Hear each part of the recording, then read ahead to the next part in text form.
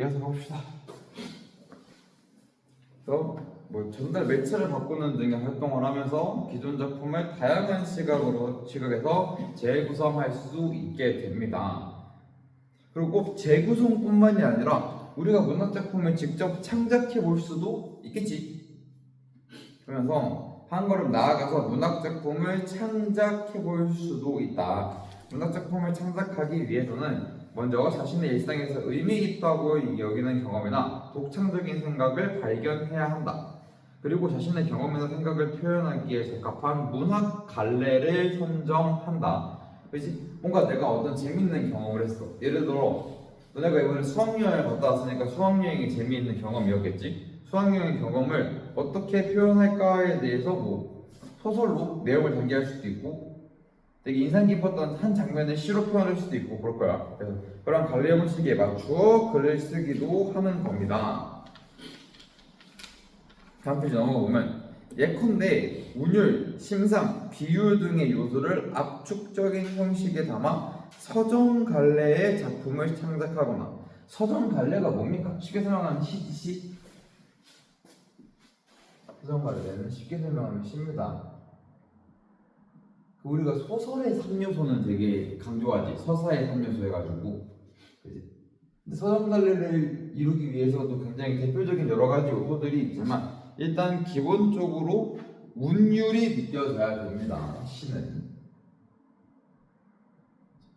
근데 우리가 이 운율에 있어서 조금 학습해야 될 게 있는데, 자, 보통 우리 시들은 다 운율이 느껴진다, 그지? 근데 이런 거 들어봤습니까? 산문시 들어봤어? 얘는 어때? 막 음악 같은 느낌의 운율이 느껴져? 아니 좀 글같이. 그럼 보통 산문시에는 그러면 운율이 없나? 라는 생각이 들 수 있단 말이야.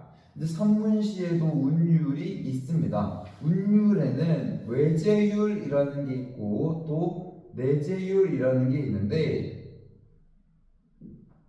각각의 두 종류는 다릅니다. 외제율, 내제율 이름처럼 크게는 외제율, 내제율로 늘어지는 거고 반복같이 뻔한 운율들도 있고 뻔하다기보다는 대표적인 운율들이 있는 거고 또 산문시에서도 긴 글을 쓴 시에서도 충분히 운율을 느낄 수 있다라는 거야. 외제율, 내제율 종류가 두 개가 있어서.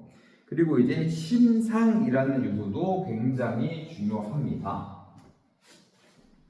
우리 심상은 여러분한테 조금 더 익숙한 이야기로 한다면 이제 이미지라는 걸로 할 수 있는데, 자, 우리가 신체가 느낄 수 있는 감각이 몇 개지?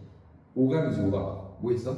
시각, 후각, 촉각, 청각, 그렇지? 또 하나 더 미각이지, 미각. 그리고 공감각. 이미지라는 말도 많이 쓰고 뒤에 심상이라는 말도 많이 합니다. 그래서 우리가 이렇게 감각적으로 느끼는 부분들을 시에서 많이 표현한다. 그래서 보통 시각적 이미지가 없는 시는 잘 또 없습니다. 그지? 이미지 심상을 안 쓰는 시는 거의 없어. 대표적으로 그런 것들이 있고 그냥 여러 가지 인상들을 남겨두는 겁니다. 시어에 의해서 마음속에 떠오르는 것들이 있을 거 아니야. 예를 들어서 교과서라는 걸 보면 이미지로 떠오르는 것들이 있듯이 그런 것들이 있는 거고 비유도 엄청 많이 쓰죠. 그 시에서는 일단 기본적으로 시는 함축적으로 쓴다라는 개념이 있기 때문에 이 비유가 빠질 수가 없는 거야. 비유 종류 굉장히 다양한 게 있지. 일단 대표적으로 직유, 은유 이런 것들이 있고 의법 이런 경우도 다 비유법입니다. 그래서 그런 다양한 비유법들을 통해서 시를 쓸 수가 있다라는 겁니다. 압축적인 형식에 담아서 서정 갈래 작품을 창작하거나 인물, 사건, 배경 등의 요소를 사건의 소설의 구성에 담아 서사 갈래 작품을 창작하는 방식이 있다. 서사 갈래입니다. 서사 갈래. 그지? 지우고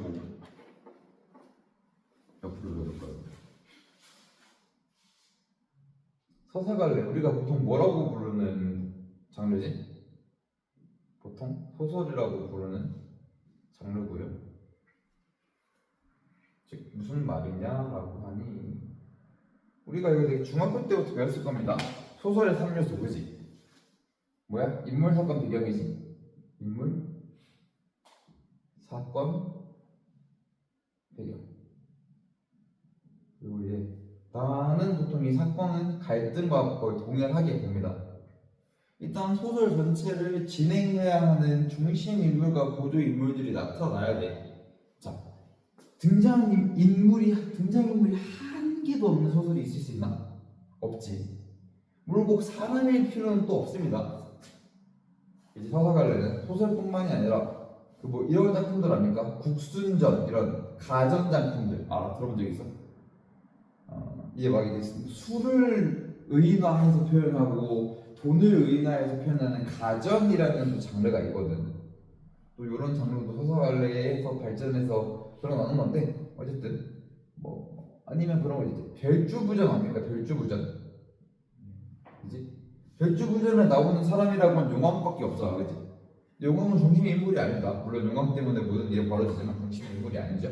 그래서 요 인물들 등장하는 어떤 대상이 있어야 되고요. 소설 전기를 진행하는 그리고 특정한 사건이 발생해야 되지. 우리는 이런 걸 갈등이라고도 하는데 인물들끼리 수많은 갈등들이 벌어지면서 해당 사건들이 일어납니다. 그런데 현대로 가면 갈수록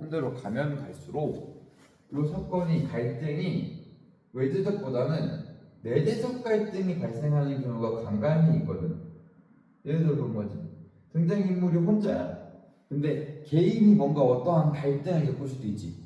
뭐를 해야 할지, 어떠한 선택을 해야 할지 결정을 해야 할 때는 내재적 갈등입니다. 그래서 혼자서 뭔가 고민하고 생각하는 것도 갈등이라고 볼 수 있는 거야. 특히 이런 사건, 갈등들은 우리가 어떤 걸 통해서 제일 두드러지냐? 소설은 5단 구성이죠. 어떻게 진행되지? 기억납니까? 소설의 전개 과정이 어떻게 돼? 그지? 발단, 그치? 전개, 위기, 그치? 위기, 결정, 결말이라는 5단 구성을 통해서 이러한 사건이 진행되고 갈등이 고조되면서 여기서 피크를 찍고 갈등이 해결되는 게 보통의 소설 구성이지. 근데 뭐 해결이 안 되기도 하고. 자, 근데 이러한 부분들의 순서를 바꿀 수 있지, 자유롭게. 우리 이런 걸 뭐라고 불러? 소설을 바꾸면 역순행적 구조로 소설을 쓸 수도 있습니다. 근데 여기 사건들이 발생하고 이러한 인물이 나타나고 사건이 발생하는 배경들이 존재한다. 이 배경에는 시간적 배경이 있을 수도 있고요, 공간적 배경이 존재할 수도 있겠지. 이러한 방식으로 서사갈래, 서정갈래가 존재를 한다. 이런 것들을 고려해서 새로운 문학작품을 생산해야 할 수 있다라는 거야. 한편 자신의 자신이나 친구들이 창작한 작품을 평가하는 것도 문학작품의 생산 과정에서 중요한 활동이다. 작품을 평가할 때는 작품의 내용과 형식면에서 적절성, 창의성, 완결성 등을 고려해야 한다. 이것뿐만이 아니라 생각해보면 뭐 통일성도 중요하겠지. 소설의 주제가 계속 바뀌면 안 되잖아, 그지? 그런 것도 고려해야 되고, 뭐 일관성, 문장이랑 문장이 일관적으로 가야 되고요. 그리고 주제를 좀 뒷받침을 잘해야 되고, 완결성 이런 것들을 고려를 해야 됩니다. 창의성도 당연히 고려해야겠지. 창의적이지 않게 글을 쓰면 뭡니까? 표절이잖아, 그지? 창의성도 고려해야 되는 부분입니다. 그래서 작품의 구성 요소를 분석적으로 평가합니다. 이런 구성 요소들을 분석적으로 평가하고 한 후에는 다양한 관점과 가치를 존중하면서 작품을 총체적으로 평가한다. 다양한 관점과 가치. 친구가 나랑 생각이 다르다고 해서 그 친구가 쓴 작품은 잘못 쓴 작품이야? 아니지. 물론 이제 도덕적으로 굉장히 문제가 되는 관점과 가치를 가지고 있는 작품이라면 문제가 될 수 있겠지만, 그러면 그렇지 않은 선에서는 이 친구와 생각이 나랑 다르다고 다른 작품을 안 좋은 작품이라고 평가해서는 안 됩니다. 그런 논리로 치면은 한강 작가도 이제 못 받았을 수도 있지. 이제 고어한 작품들이 있기 때문에. 근데 그런 것들이 이제 다 장르적 특성으로 받아들여지잖아, 문학이라는 곳에서는. 그렇기 때문에 다 존중을 해줘야 됩니다. 뭔가 사회적으로 문제가 될 만한 이론이 아니라면. 자, 그래서 그런 거지. 이제 모든 가치관이 다 존중받아야 한다고 해서 그 히틀러의 같은 인종을 말살한 사람의 가치가 담긴 소설을 인정해 주면 돼야 돼.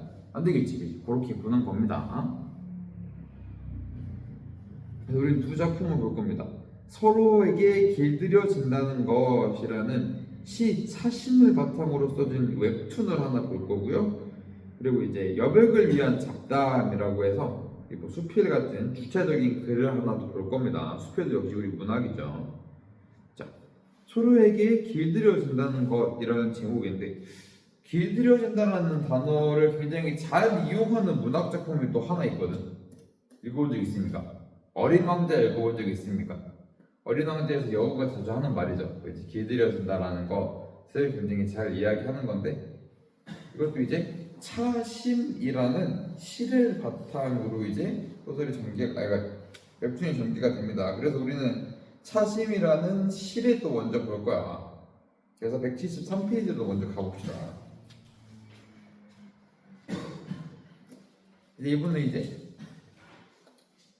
시인이고요. 손택수 시인은 시인이고 신춘문예에서 동시로 당선돼서 등단을 하는 분이라서 시가 막 그렇게 엄청 어렵지 않아. 시집의 내용들도 그렇고 시들의 내용도 그렇고 동시를 기반으로 이제 우리가 이해하기 엄청 어려운 시를 쓰는 사람들은 아닙니다. 분은 아니고 뭐 그런 거 있잖아. 뭐 시대상을 그려낸다거나 그런 작품도 아니야. 그냥 자기가 이야기하고자 하는 바를 다루는 작품입니다. 차심은. 그래서 우리가 여태까지 봐왔던 시들 중에서는 조금 더 직관적으로 받아들일 수 있을 거야. 한번 봐볼게. 차심이라는 시입니다. 제목이 중요합니다. 모든 작품은 내가 보기 전에 항상 작품에 대한 제목을 보는 이유가 있는데, 보통 중심 제재를 이야기할 가능성이 높아. 한번 살펴봅시다. 우리 별 해는 밤이라는 대표적인 시가 있지. 별 해는 밤에서 제재가 뭐야? 별이지, 별. 별 하나에 무언가를 그리잖아. 그지? 그렇기 때문에 일단 제목을 보는 게 중요해요. 차심이라는 제목이네요. 볼게. 차심이라는 말이지 찻잔에 닿지 않아 물 이끼가 끼었나 했더니 차심으로 찻잔을 길들이는 거라고 했지. 자, 원래 이거 이제 차심의 찻잔 속에 차심에 대한 이야기를 하기 시작합니다. 처음에 화자는 차심이 뭐라고 생각해? 뭔가 이끼 같은 거라고 생각해. 이끼 같은 거라고. 차심이라는 어휘인데 처음에는 뭔가 물을 좀 안 닦아가지고 찻잔을 안 닦아가지고 생긴 물이끼라고 생각을 합니다. 처음 생각. 처음에는 차심이라는 걸 보고 물이끼라는 생각을 합니다. 그래서 가마 속에서 흙과 유약을 다툴 때 그릇에 잔금이 생겨요. 뜨거운 찬물이 금 속으로 파고 들어가. 자, 처음에 이렇게 그릇을 만들거나 찻잔을 만들 때 금이 조금 생긴 거야. 여기서 뭔가 우리 눈에 막 엄청 잘 보이지 않지만 자잘한 잔금이 생기고, 우리가 거기에 막 찬물을 따라서 마실 거 아니야. 차르게 그 과정 속에서 뜨거운 찬물이 금 속에 파고 들어가서 그릇색이 점점 바뀌는 거래. 그렇게 차심이라는 게 생기는 거야. 근데 우리 아까 전에 물이끼라고 얘기했던 것처럼 물이끼라고 얘기했고, 만드는 과정에서 금이 생기는 거라고 그랬지. 이게 지금 이미지가 보통 어때? 막 엄청 긍정적인 이미지는 아니다, 그치? 막 대놓고 막 부정적인 이미지라고 할 수는 없지만 굳이 따지자면 긍정적이진 않아. 그치? 뭔가 조금 문제가 있는 것처럼 처음에 생각을 하고 있어. 이 차심에 대해서 하자면. 그래서 파고 들어가서 그릇색이 점점 바뀌는 거래. 이제부터 생각이 좀 바뀐다. 차심 박힌 그릇의 금은 병균도 막아주고 밑줄 한번 쳐볼까요? 차심이라는 게 처음에 물이끼나 금이 간 것처럼 이게 긍정적인 요소는 아니지만 결국에는 생각해왔어. 이 처음 생각이 오해였던 거야. 그래서 이제 차심에 대해서 제대로 이해를 하고 보니 일단 차심이라는 거는 평균을 막아줘.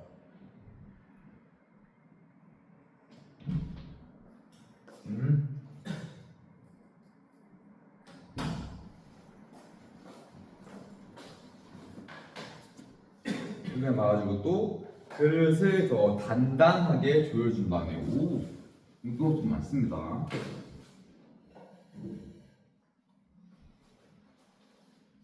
뭔가 금이라고 생각했는데 그런 게 아닌가 봐. 저 혹시 교재 두고 왔는데 혹시 잠깐만.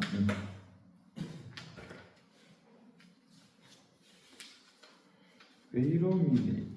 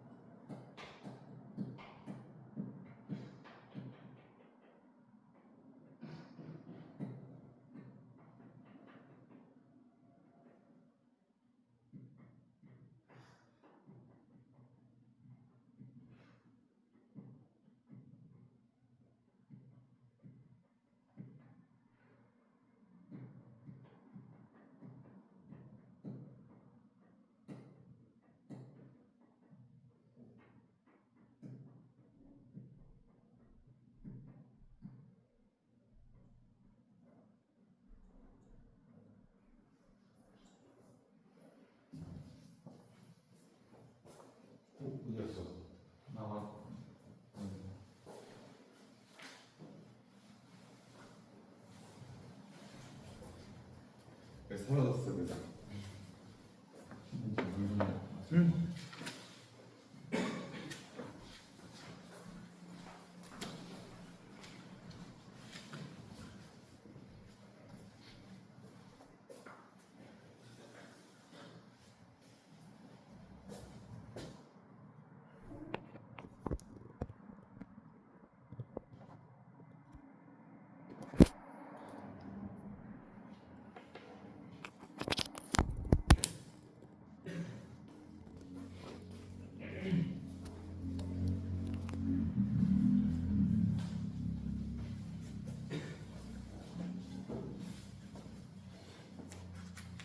보겠죠.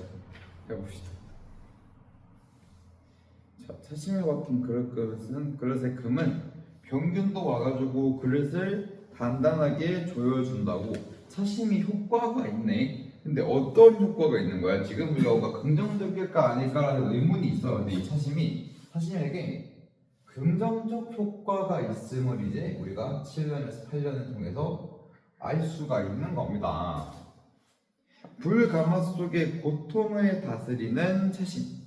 그게 차의 마음이라는 말처럼 들렸지. 화자의 생각이야. 화자가 생각하기에 차심은 그런 것들이라는 겁니다.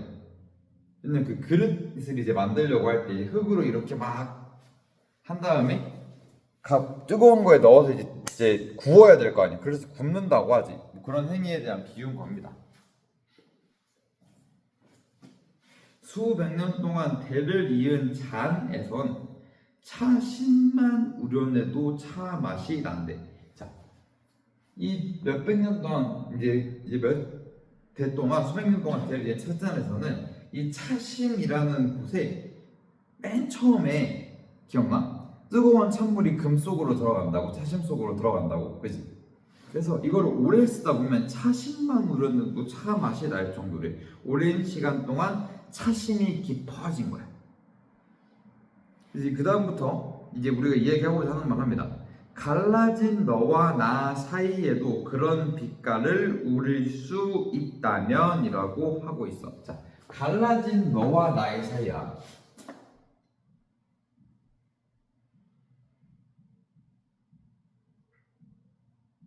우리 생각을 해보자.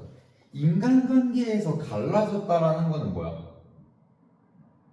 지금 뭔가 문제가 발생한 거지. 우리 친구랑 뭔가 갈라졌다라고 하면은 뭐 조금 더 쉽게 하면 애인 사이에 연인 사이에 갈라졌다라고 하면 무슨 말이야? 헤어졌다라는 거지. 딱 긍정적인 상황은 아닙니다. 어쨌든 뭔가 문제가 발생한 거야. 나와 너 사이에 뭔가 갈라진 금 같은 게 생겼다라는 거야. 자, 생각해보자. 우리 이 차심이 금이었어, 그지? 이 인간관계도 갈라진 너와 나 사이처럼 뭔가 금이 가기 시작했다라는 겁니다. 근데 이 위에 차심은 금이었지만 긍정적인 효과가 있는 거였지. 생각해보자. 여기 한번 연결시켜서 붙여 읽어보자고. 갈라진 너와 나 사이에도 그런 빛깔을 우릴 수 있다면 오래된 찻잔에 차심을 우리기만 해도 이제 차의 맛이 나는 것처럼 우리 갈라진 우리 사이, 갈등이나 이별 때문에 갈라진 이런 우리 사이에도 그런 빛깔을 우릴 수 있다면 아픈 금 속으로, 아픈 인간관계 속으로 찬물을 내리면서 금마저 몸의 일부인 양이라고 하고 있어. 봐봐. 지금 화자는 갈라진 너와 나의 사이는 부정적이야. 그런데 이거를 뭐랑 뭐에 비유하고 있어? 차심에 비유하면서 지금 갈라진 우리 사이도 생각해보면은 차심의 이러한 긍정적 효과처럼 우리의 인간관계에 좋은 영향을 미칠 수도 있지 않을까? 이 갈라진 순간도 라고 이야기하고 있습니다. 그래서 결국에는 화자가 이야기하고자 하는 건 차심에 대한 이야기가 아니었던 거지. 차심은 형식적인 특성으로서 비유로서 존재한 겁니다. 그래서 차심이 찻잔의 일부가 돼서 병균도 막아주고 그릇도 단단하게 조여줬잖아, 그지? 그런 것처럼 갈라진 우리 사이에도 우리의 금도 조금 더 단단해지기를 바라는 겁니다. 즉 인간관계가 조금 나아지길 바라는 거겠죠. 이러한 내용의 시를 기반으로 웹툰을 그렸다고 하니까 우리 한번 다시 앞으로 가보자. 자, 시를 웹툰으로 바꾸는 겁니다. 제목이 나옵니다. 서로에게 길들여 준다는 것. 착용 후기가 좋길래 쓱 사버린 하이힐. 자,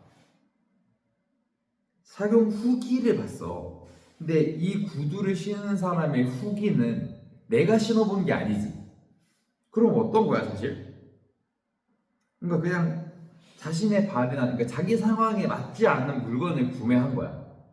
그러니까 물론 리뷰를 쓴 사람에게는 실제로 좋은 하이힐이었을 수 있으나 나에게는 아닐 수도 있지. 근데 그래서 보니까 발이 너무 아파서 길들일 수 없었습니다. 자, 웹툰을 시작할 때 제목이 서로에게 길들여진다는 것이라고 시작을 해놓고 첫 부분들이 무언가 길들이기 어려운 걸 얘기했어. 그지? 이제 말하는 얘 경험일 거야. 경험을 통해서 뭔가 길들이는 게 쉽지 않다라는 이야기를 해버린 거야.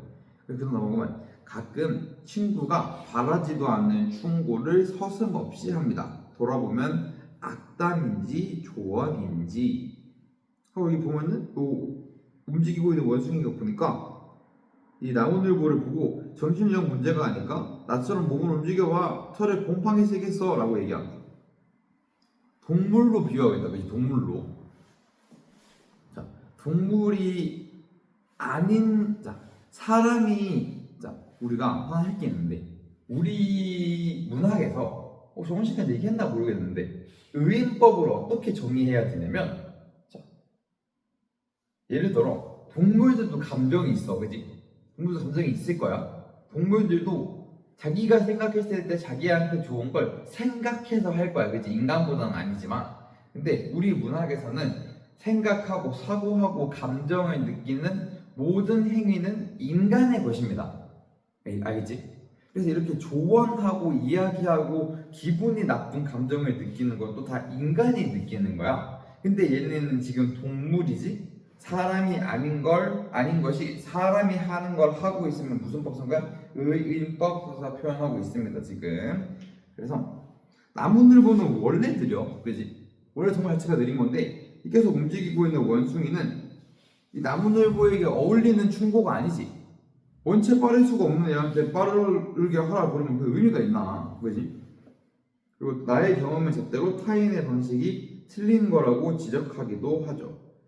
하고 보니까 이 토끼랑 캥거루 얘기인데, 자, 거루 엄마 너무 애 감싸고 도는 거 아니야? 내가 애들을 많이 키워봐서 아는데 블라블라 하고 있습니다. 토끼는 이제 캥거루한테 지적하고 있어. 캥거루는 어미의 주머니에서 새끼를 낳아 기르지. 근데 그렇게 하고 있는 캥거루에게 토끼가 뭔가 지적을 합니다. 근데 둘은 다른 동물이기 때문에 똑같은 조건이 적용될 수가 없어. 그렇기 때문에 이거는 자신의 잣대로 타인에게 맞지 않는 방식을 지적한 거야. 그리고 보면 타인의 취향을 유별나다고 생각하면서 조롱하기도 합니다. 오골개가 닭에 비하면 조금 독특하게 울거든요. 그러니까 울음을 우는 닭인데, 그래서 여기 보면 보고 이 병아리들이 막 비웃어. 그러니까 타인의 취향을 조롱하기도 해. 우리 아까 길들여진다는 이야기를 해놓고 지금 웹툰 앞부분에서 무슨 얘기를 하고 있냐면 남의 상황을 고려하지 않고 충고하고 지적하고 조롱한다.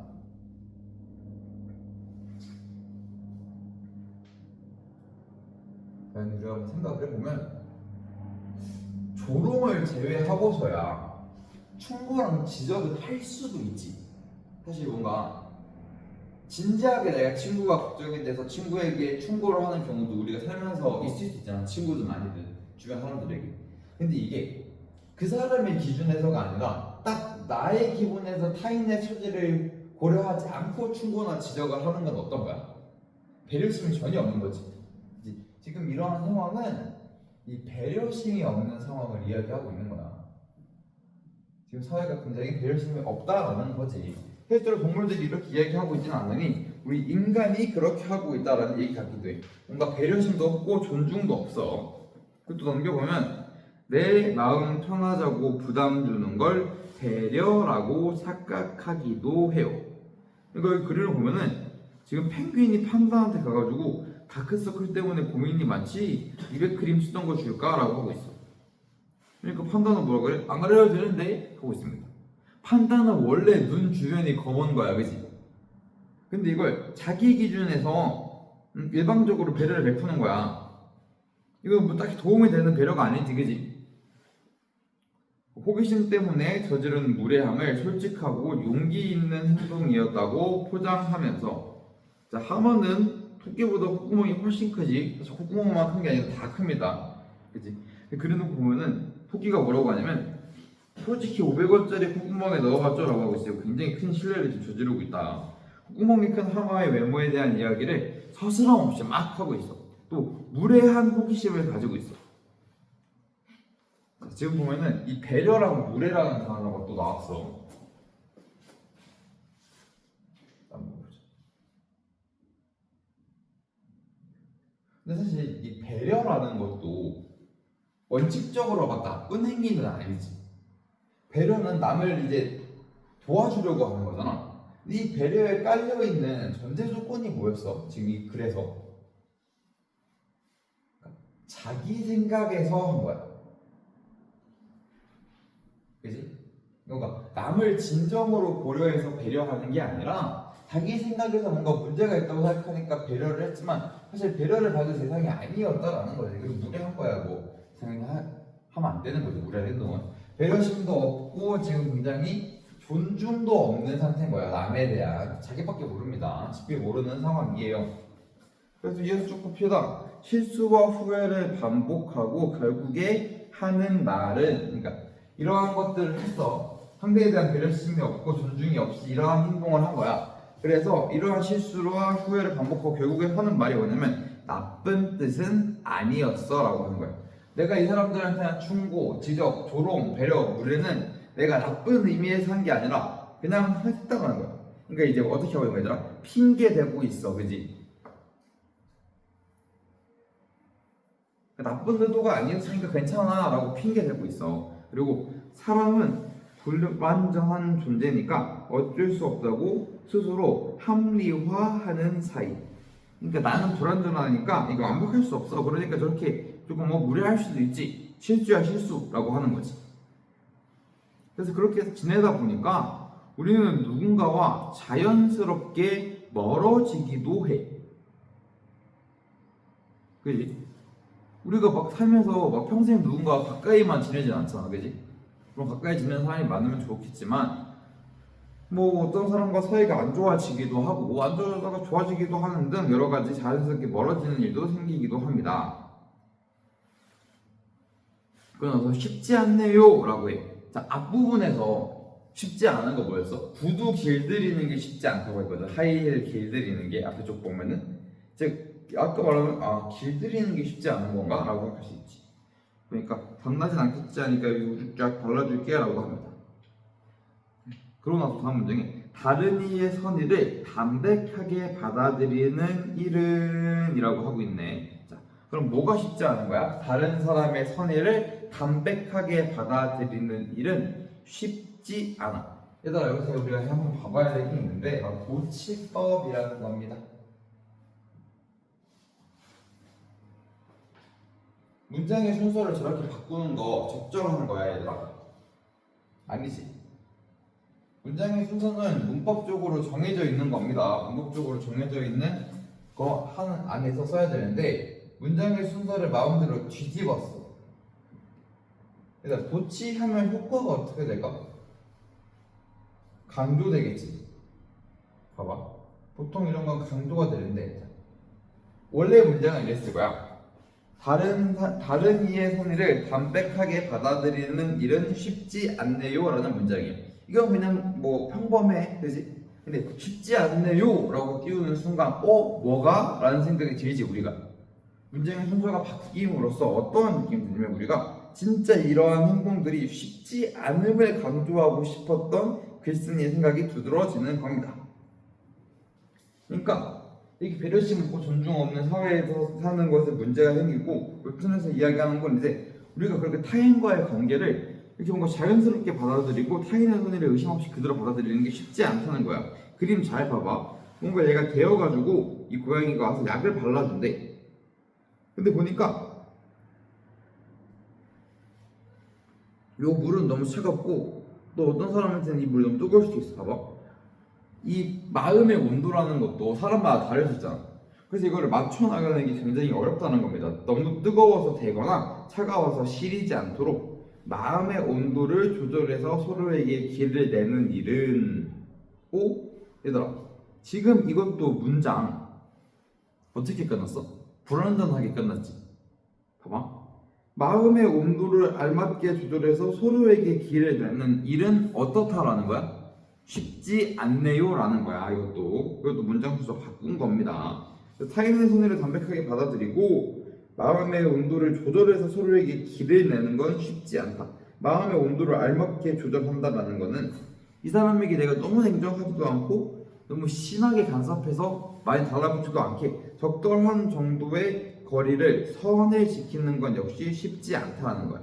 그런데 그런 다른 사람의 선의를 담백하게 받아들이고 마음의 온도를 알맞게 조절하고 서로에게 길을 내준다면 진정으로 서로에게 길들여질 수 있다라는 겁니다. 그럼 그 과정을 통해서 자연스럽게 멀어지는 금이 생기는 일을 막을 수 있겠지. 맞다, 그지?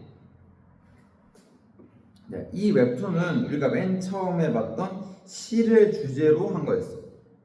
시에서 가져오는 것 중에 여러 가지 요소들이 이제 남에게 대한 배려, 그지? 화자와 뭔가 다른 사람이 멀어지는 것들이 좀 막고 싶다라는 이야기를 한 겁니다. 그래서 시를 통해서 웹툰을 그려냈다. 우리는 시 원작을 아까 먼저 봤고 웹툰을 봤습니다. 그 다음 페이지 넘겨보면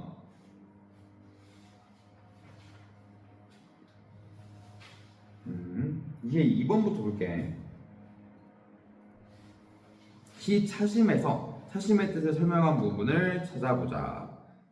작품을 제대로 이해하고 감상하기 위해서는 핵심적인 시적 대상을 알아야 되는데, 자, 시 차심에서 제재는 중심 제재는 차심이었어. 차심은 어떤 거였어? 무리끼가 낀 것 같이 생기고 금이었어. 금.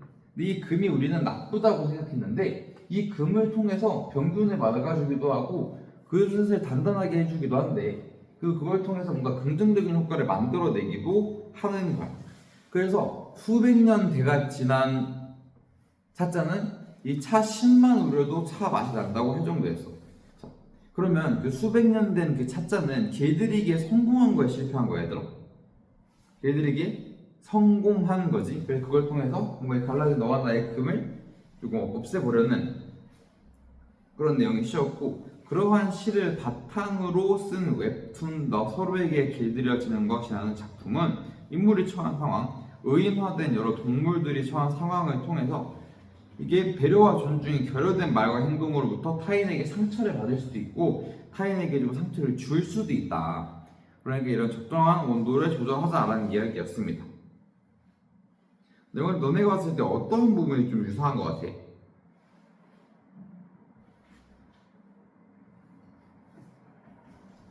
구이 따지자면?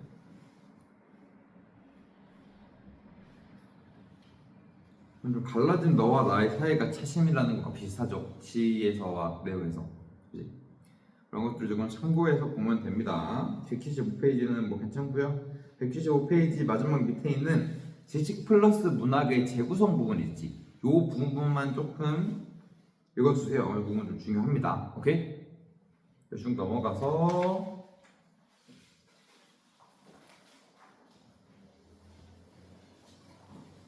그리고 이제 학생들이 활동하는 거기 때문에 우리가 보진 않을 거고 177페이지 구성현 선생님의 감상 배달 부분 보고 다음 식으로 넘어갈게.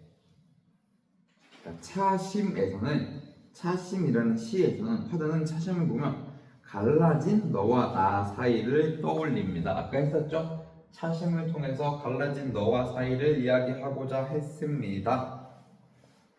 누구나 가까운 친구와 싸운 후 왜 그랬을까 어떻게 화해할까 고민하다가 밤잠을 설친 경험이 있을 것입니다. 여러분은 뭐 친한 친구와 싸워본 적 있습니까? 뭐 좀 다툰다거나 그런 적 있을 수도 있죠. 선생님도 있고.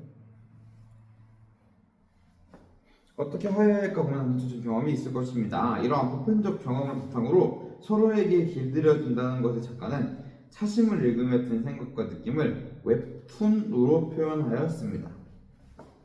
웹툰에서는 시를 읽은 작가의 마음이 담겨 있습니다. 마음에 드는 시를 만나면 몇 번이고 되네요, 되네요 봅시다. 그리고 시를 읽을 때는 때에 든 생각과 느낌을 자신의 방법으로 간직할 수 있으면 좋겠습니다. 자, 이 만화를 그린 웹툰을 그린 작가는 시인의 시를 보고 뭔가 마음에 들고 생각과 느낌을 자신의 방법으로 간직하기 위해서 만화를 그린 겁니다. 이해하시겠죠? 이렇게 문화작품을 재구성할 수 있다라는 겁니다. 넘어가서 소단원 다시 보기 부분 봅시다.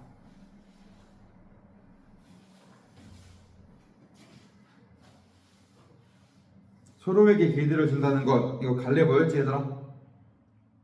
웹툰이었다. 웹툰도 이제 하나의 갈래로 인정을 받습니다.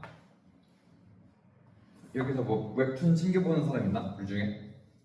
웹툰 뭐 챙겨보는 있는 사람 이렇게 없나 보네요. 지금도 뭐 웹툰을 보진 않아서 어렸을 때는 또 봤는데 요새는 뭐 전혀 안 봅니다.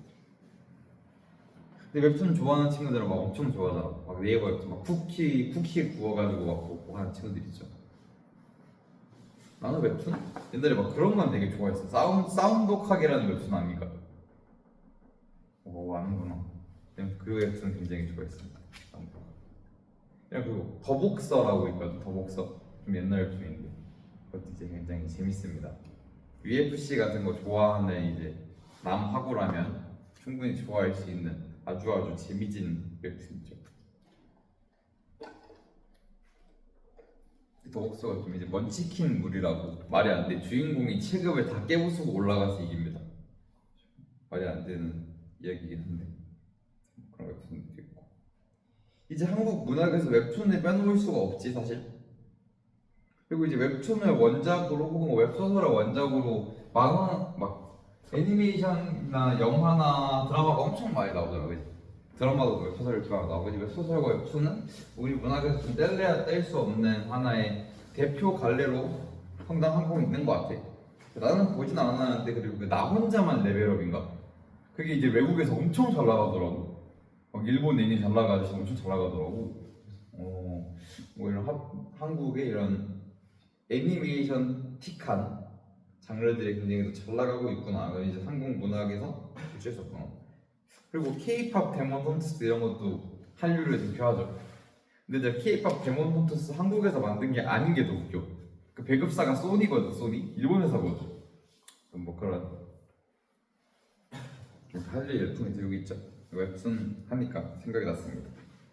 그리고 차심은 현대시고 자유시고 서정시고 만화는 방식이 되게 중요했거든요. 그 차심을 다시 한번 보면은 얘네가 말투가 어때? 좀 어투가 좀 순하지 않아? 그지? 막 그렇게 딱딱하지 않고 좀 순하거든 말투가 어투가. 그런 걸로 봤을 때 우리가 조금 뭔가 친숙한 듯이 대화하는 듯한 느낌을